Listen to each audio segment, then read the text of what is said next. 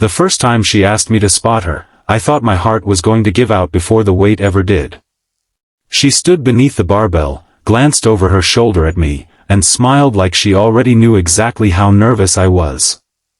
Then she said the words that completely changed the way I saw that ordinary Tuesday morning, "You can come closer."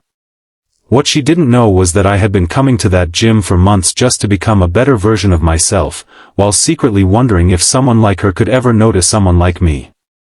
If you believe in kindness, second chances, and the possibility that one small moment can change someone's entire life, please take a second to like this video, share it with someone who needs a little hope, leave a comment, and subscribe to Kindness Corner.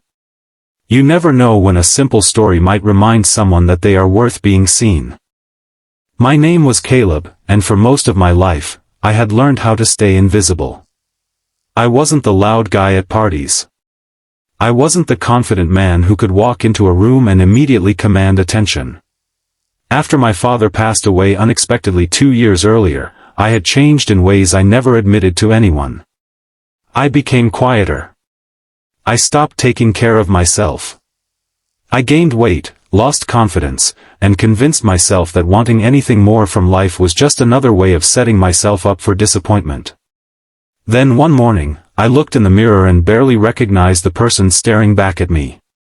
That was the day I joined the gym. The gym became my refuge. I arrived early, trained hard, and left without talking to anyone. I wasn't there to impress people. I was there because every difficult set reminded me that pain didn't always mean something was wrong. Sometimes pain meant you were growing. Slowly, my body changed, but more importantly, my mind did too. And somewhere between the treadmills and weight racks, I noticed her.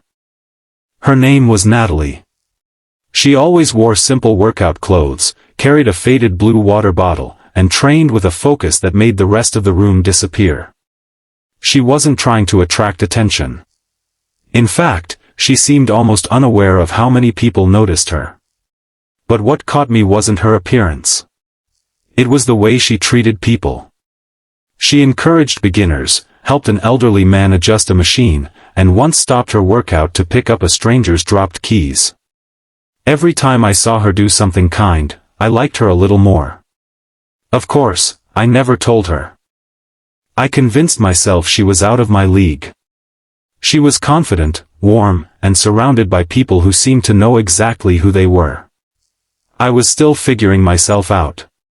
So I admired her from a distance and focused on my workouts. Then, one rainy morning, the gym was unusually quiet. Natalie walked toward the bench press, looked around, and finally looked directly at me. "Caleb, could you spot me?" For a second, I genuinely wondered if she had mistaken me for someone else. I pointed at myself, and she laughed. "Yes, you." I walked over, trying desperately to look calm. Inside, my heart was pounding. She positioned herself beneath the bar and asked me to stand behind the bench. I carefully placed my hands near the bar without touching it. Then she looked up at me and smiled. "You can come closer." My face felt warm. I stepped forward, making sure I gave her enough space while still being close enough to help if necessary. She unracked the weight and began her set. The first few repetitions were easy, but near the end, her arms started shaking. I watched carefully, ready to assist without taking over. When she struggled with the final repetition, I helped guide the bar upward. She racked it and sat up, breathing heavily. Then she looked at me and said, "You're actually a really good spotter." I laughed nervously and told her I had plenty of practice. She shook her head. "No. You're careful. Most people try to show off." That sentence stayed with me. Because she had noticed something about me that I thought nobody could see. I wasn't strong because I wanted people to admire me. I was strong because I had spent years learning how to carry things quietly. Over the next few weeks, Natalie and I started talking. At first it was only about workouts, then music, then movies, then life. I discovered that she had her own scars. Her mother had passed away when she was younger, and after that, Natalie had spent years believing she had to be strong for everyone around her. She told me that people often praised her for being strong without ever asking whether she was tired of being strong. For the first time, I understood why she came to the gym. We weren't so different. One evening, after our workouts, we sat outside the gym while rain tapped against the pavement. Natalie looked at me and asked why I had started exercising so seriously. I could have given her the easy answer, but something about the way she looked at me made lying feel impossible. So I told her about my father. I told her how losing him had made me afraid of losing anyone else. I told her that I had spent months believing grief made me weak. I admitted that some mornings I still struggled to get out of bed, but I kept showing up because my father had always told me that life wasn't about avoiding hard days. It was about deciding what you would do with them. Natalie listened without interrupting. Then she reached over and quietly squeezed my hand. "You know," she said, "I think he would be proud of you." Those words broke something open inside me. Not because they were complicated, but because I had needed to hear them for a very long time. A few days later, Natalie didn't show up at the gym. Then she missed another day. Then another. I worried but didn't want to invade her privacy. Finally, on the fourth day, I received a message from her. Her younger brother had been in an accident, and she had been spending every hour at the hospital. She apologized for disappearing, but I told her she didn't need to apologize. Instead of giving her some empty speech about staying strong, I simply told her that if she needed anything, I was there. The next afternoon, I left a small bag at the hospital reception with food, coffee, and a handwritten note telling her not to forget to take care of herself too. I didn't expect anything in return. 2 days later, she called me. Her voice was tired, but she was smiling.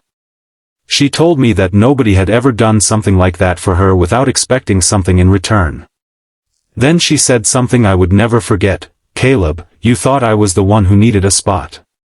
But maybe you've been spotting me this whole time." I laughed through the tears gathering in my eyes. Months later, we were back in that same gym. Natalie stood beneath the barbell and looked over her shoulder at me with that familiar smile. "Ready?" I nodded. She grinned. "Come closer." This time, I didn't freeze. I stepped forward confidently, not because I had suddenly become someone else, but because I had finally realized that I had never been invisible. I had simply been standing too far away from the people who were capable of seeing me. Natalie finished her set, racked the bar, and stood beside me. Neither of us said anything for a moment. We didn't need to. Some connections don't begin with perfect words. Sometimes they begin with a simple request, a little trust, and someone willing to stand behind you when the weight becomes too heavy. And maybe that's what love really is, not someone who lifts the weight for you, but someone who stays close enough to help when you can't lift it alone. If this story touched your heart, please like the video, share it with someone who might need to hear it, and subscribe to Kindness Corner. Your support helps these stories reach people who may be quietly fighting battles of their own. And before you go, comment, "I will stay," if you believe everyone deserves someone who stays beside them during their hardest moments. Because sometimes the person standing beside you isn't just there to help you lift a weight. Sometimes they're there to remind you that you were never meant to carry life alone.